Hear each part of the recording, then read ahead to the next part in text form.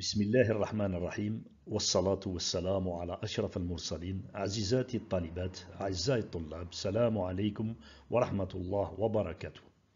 معكم الأستاذ تجاري عبد المالك فاروق، مدرسكم لدورات الإنترنت المصممة خصيصا لكم طلاب الفصل الثاني في ماستر 1 هندسة معمارية، في إطار برنامجكم الرامي إلى ملف التنفيذ دوسيي ديكزيكيوشن، ومقدمة في التفاصيل والأعمال الفرعية للهياكل l'initiation au détail et corps d'état secondaire.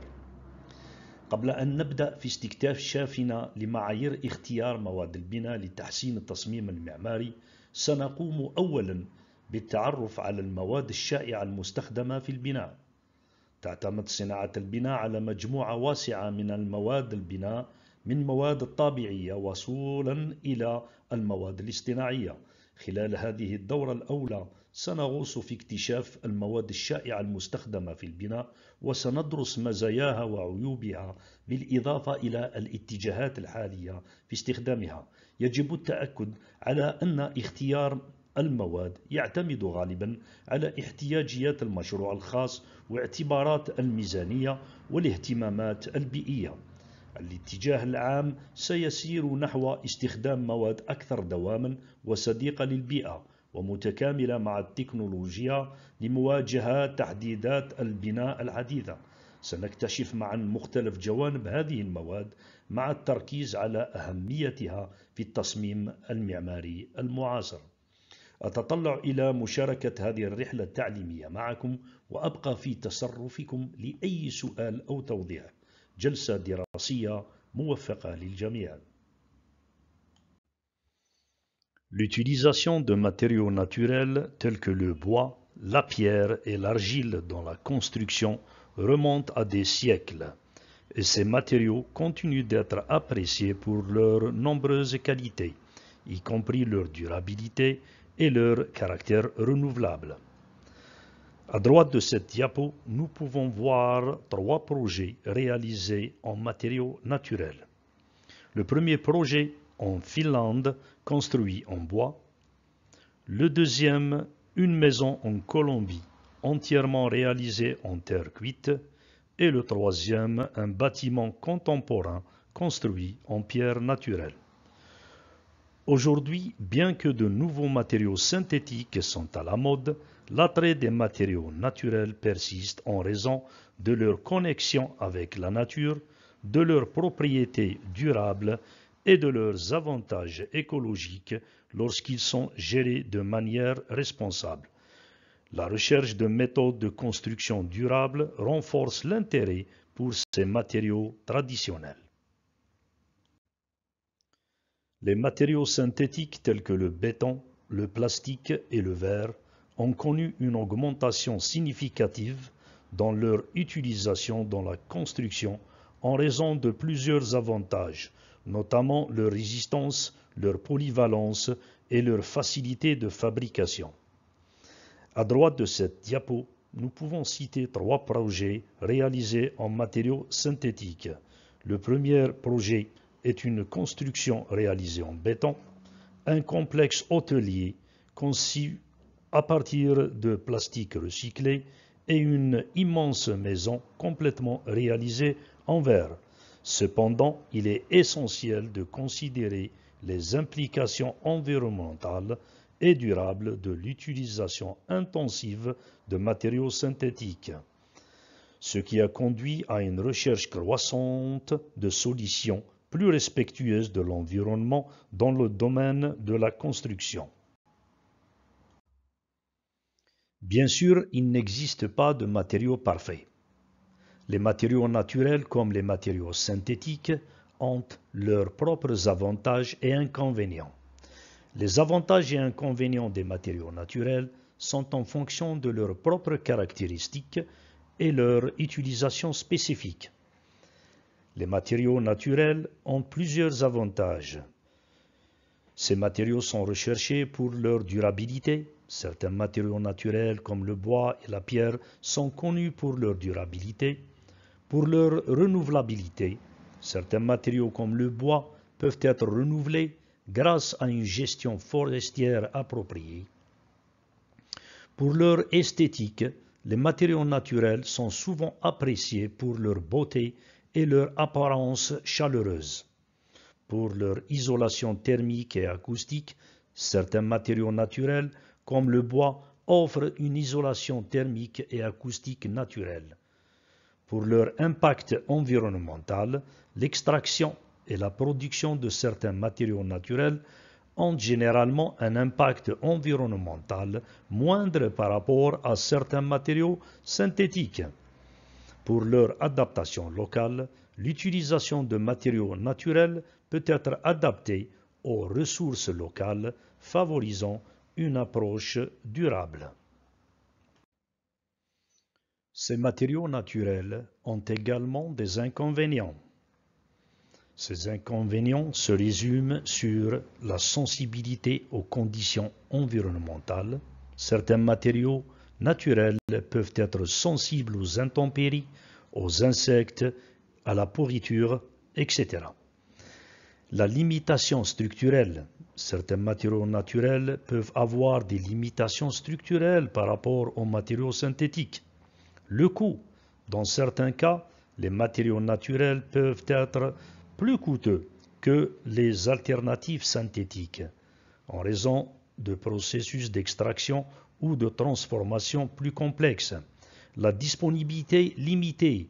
La disponibilité de certains matériaux naturels peuvent être limitées à certaines régions géographiques. L'entretien. Certains matériaux naturels nécessitent un entretien régulier pour préserver leur durabilité et leur apparence. L'impact sur l'habitat naturel, l'extraction de certains matériaux naturels peuvent avoir un impact sur les écosystèmes locaux. Il est important de noter que ces avantages et inconvénients peuvent varier en fonction du type de matériau naturel et de la manière dont il est extrait, transformé et utilisé dans des projets de construction spécifiques. Le choix de matériaux doit prendre en compte divers facteurs, notamment la durabilité, l'efficacité énergétique, l'esthétique et les implications environnementales. Les matériaux synthétiques présentent eux aussi des avantages et des inconvénients en fonction de leur composition, de leurs propriétés et de leur utilisation spécifique. Voici une liste générale de ces aspects, bien que les caractéristiques spécifiques puissent varier en fonction du type de matériaux synthétiques considéré. Les matériaux synthétiques sont recherchés pour leur résistance. Les matériaux synthétiques tels que le béton et les composites sont souvent choisis pour leur résistance. Pour leur durabilité, certains matériaux synthétiques résistent bien aux intempéries, à la corrosion et à d'autres dégradations. Pour leur polyvalence, les matériaux synthétiques peuvent être fabriqués pour répondre à des spécifications précises et être utilisés dans une variété d'applications. Pour leur formabilité, ils offrent une grande flexibilité de conception, facilitant la création de formes complexes. Pour leurs entretiens, certains matériaux synthétiques nécessitent moins d'entretien que certains matériaux naturels. Pour leur innovation technologique, la recherche et le développement continu permettent des améliorations constantes dans les propriétés et les applications de ces matériaux. Ces matériaux synthétiques ont aussi leurs inconvénients, qui se résument dans l'impact environnemental. La production de certains matériaux synthétiques peut avoir un impact environnemental élevé, en particulier en raison de l'utilisation de ressources non renouvelables et d'émissions de carbone. La non-renouvelabilité. La plupart des matériaux synthétiques ne sont pas renouvelables et dépendent souvent de sources non durables. Le prix. Certains matériaux synthétiques peuvent être très coûteux, en particulier ceux développés avec des technologies innovantes. La sensibilité aux conditions environnementales. Certains matériaux synthétiques peuvent être sensibles aux rayons ultraviolets, à la chaleur ou à d'autres conditions environnementales. Isolation thermique. Certains matériaux synthétiques peuvent avoir des propriétés d'isolation thermique inférieures à certains matériaux naturels. Complexité de recyclage. Le recyclage de certains matériaux synthétiques peut être complexe et ne peut pas être efficace que pour les matériaux naturels. Il est crucial de considérer ces aspects dans le contexte spécifique d'un projet de construction et de prendre en compte des facteurs tels que la durabilité, l'efficacité énergétique, le coût et les conditions environnementales pour faire des choix éclairés en matière de matériaux. Le bois est un matériau extrêmement polyvalent, largement utilisé dans la construction, la fabrication de meubles ainsi que dans la création de structures légères. Voici quelques-unes des caractéristiques spécifiques du bois dans ses applications. Dans la construction de projets, le bois est choisi pour sa polyvalence architecturale. Le bois peut être utilisé dans une variété de styles architecturaux, offrant une flexibilité de conception et une esthétique chaleureuse. Pour la construction rapide, les techniques de construction en bois, comme l'utilisation de structures préfabriquées, permettent des processus de construction rapides.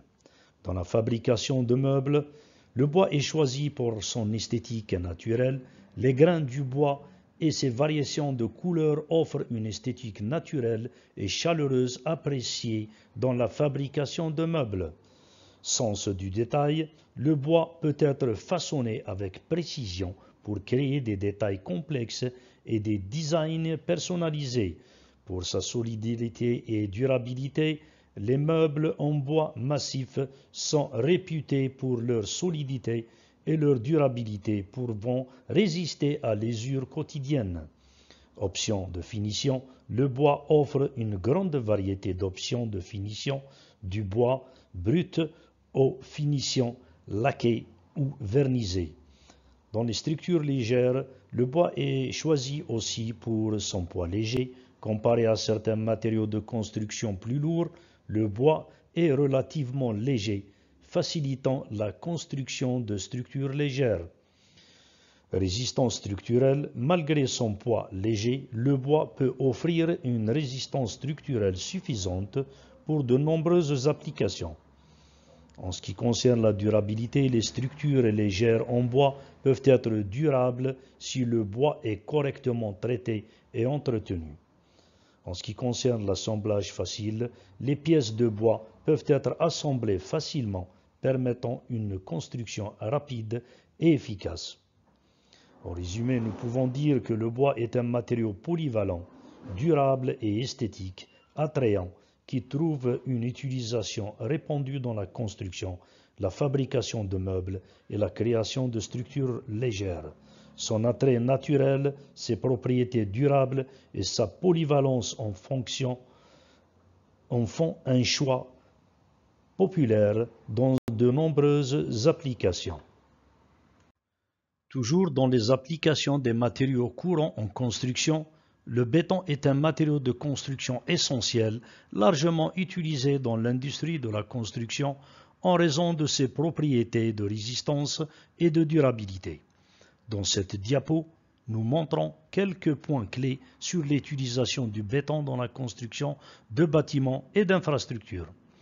Sur le plan résistance structurelle, le béton a une compression élevée.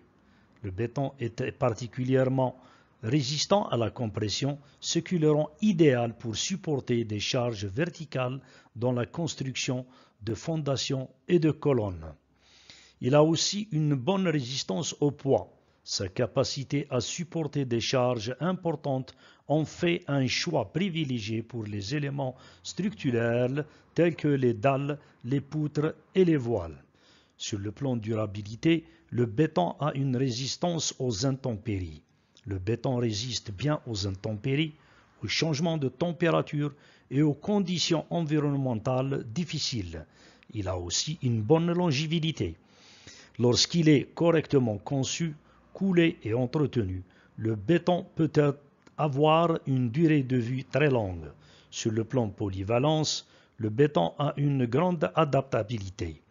Le béton peut être moulé dans une variété de formes et d'architectures, offrant une grande flexibilité de conception. Il a aussi une grande capacité d'utilisation dans diverses applications. Il est utilisé pour la construction de fondations, de murs, de planchers, de ponts, de barrages, de routes et d'autres infrastructures. Sur le plan facilité de mise en œuvre, le béton a une bonne versatilité de coulage. Le béton peut être coulé sur place ou préfabriqué, facilitant la mise en œuvre dans diverses situations de construction. Il a aussi une bonne capacité d'assemblage rapide. Le temps de durcissement du béton est relativement court, permettant une construction rapide une fois qu'il est coulé et positionné. Sur le plan durabilité environnementale, le béton a une bonne recyclabilité. Certains types de béton peuvent être recyclés, réduisant ainsi l'empreinte écologique de la construction. Le béton a une basse maintenance, son besoin de maintenance relativement faible contribue également à sa durabilité environnementale. En résumé, le béton est largement choisi dans la construction en raison de sa résistance structurelle exceptionnelle, de sa durabilité face aux conditions environnementales et de polyvalence. C'est un matériau essentiel pour la création de bâtiments et d'infrastructures robustes et durables. Comme matériau courant, le verre est un matériau très prisé dans la construction, en particulier pour les façades de bâtiments, en raison de ses propriétés uniques qui permettent d'apporter luminosité et esthétique moderne. Dans la présente diapo, nous exposons quelques points clés sur l'utilisation de verre dans les façades, sur le plan luminosité et transparence. En termes de lumière naturelle, le verre permet la transmission de la lumière naturelle à l'intérieur des bâtiments, créant un environnement intérieur lumineux et accueillant. En termes d'ouverture sur l'extérieur, les façades en verre offrent une vue sur l'extérieur, créant une connexion visuelle avec l'environnement extérieur. Sur le plan esthétique moderne, en termes d'aspect élégant, le verre confère une esthétique moderne, élégante et souvent minimaliste aux façades des bâtiments. En termes de flexibilité de design, le verre peut être façonné de différentes manières, offrant une flexibilité de conception pour créer des façades uniques et artistiques. Sur le plan performance énergétique, en termes d'isolation thermique, les verres modernes peuvent offrir des propriétés d'isolation thermique pour réduire les pertes de chaleur. En termes de verres à faible émissivité, certains verres à faible émissivité sont conçus pour réguler le transfert de chaleur, améliorant ainsi l'efficacité énergétique.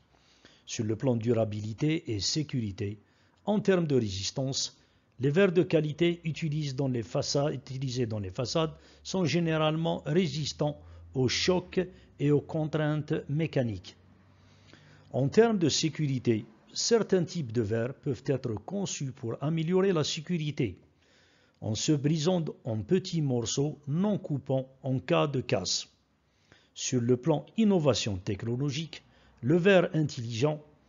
l'utilisation de verres intelligents permettent un contrôle dynamique et de transparence en fonction de la luminosité extérieure. Sur le plan intégration de technologie, il y a une possibilité d'intégrer des technologies comme des films solaires, des capteurs et des systèmes d'éclairage LED dans le verre. Sur le plan utilisation variée, les bâtiments commerciaux, leurs façades en verre couramment utilisées dans les bâtiments commerciaux tels que les bureaux et les centres commerciaux. En termes de résistance, le verre est également utilisé dans les résistances pour maximiser la luminosité et les vues panoramiques. En résumé, l'utilisation du verre dans les façades de bâtiments offre une combinaison de luminosité, d'esthétique moderne, de performance énergétique améliorée et de possibilités innovantes de conception architecturale.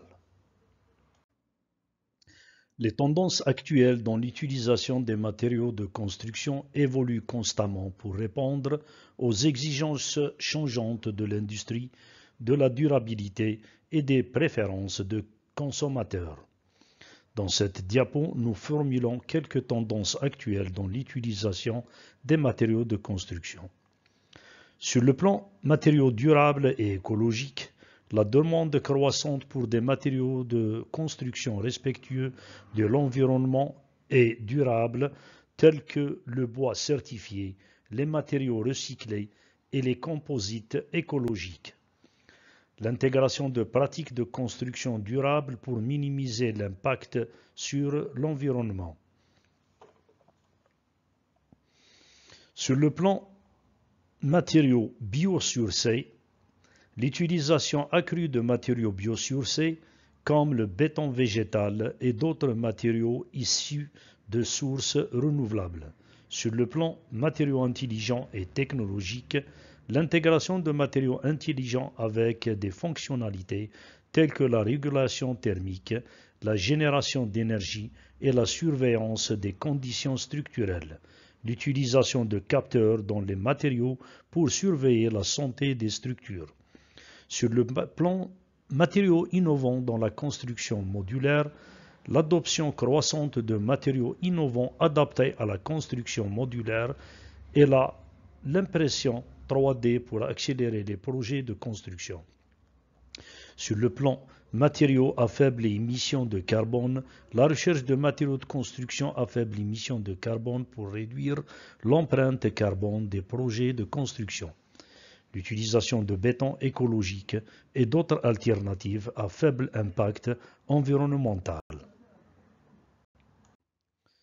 Sur le plan matériaux isolants innovants, l'émergence de nouveaux matériaux isolants plus performants tels que les mousses isolantes à base de matériaux recyclés ou les isolants aérogels. Sur le plan matériaux auto-réparation, le développement de matériaux capables de s'auto-réparer pour prolonger la durée de vie des structures. Sur le plan matériaux recyclables et recyclés, l'accent sur l'utilisation de matériaux recyclables dans la construction ainsi que la promotion de la recyclabilité des matériaux en fin de vie. Sur le plan utilisation des matériaux composites, la croissance de l'utilisation des matériaux composites dans la construction tels que le béton fibré, les matériaux composites polymères renforcés de fibres pour une résistance accrue. Sur le plan matériaux antimicrobiens, la demande croissante de matériaux qui intègrent des propriétés antimicrobiennes pour améliorer l'hygiène dans les espaces de vie. Ces tendances reflètent la recherche continue de l'industrie de la construction pour des solutions plus durables, innovantes et efficaces sur le plan énergétique. Les matériaux de construction jouent un rôle crucial dans la création de bâtiments modernes qui répondent aux normes environnementales et aux besoins changeants des sociétés contemporaines. Et pour conclure cette présentation, nous pouvons dire que les matériaux utilisés en construction jouent un rôle essentiel dans la durabilité, l'esthétique et les performances des bâtiments. Une question reste encore posée. Quelles autres considérations devons-nous prendre en compte lors du choix des matériaux de construction? Celle-ci fera l'objet d'une prochaine présentation. Inch'Allah. Wassalamu alaikum.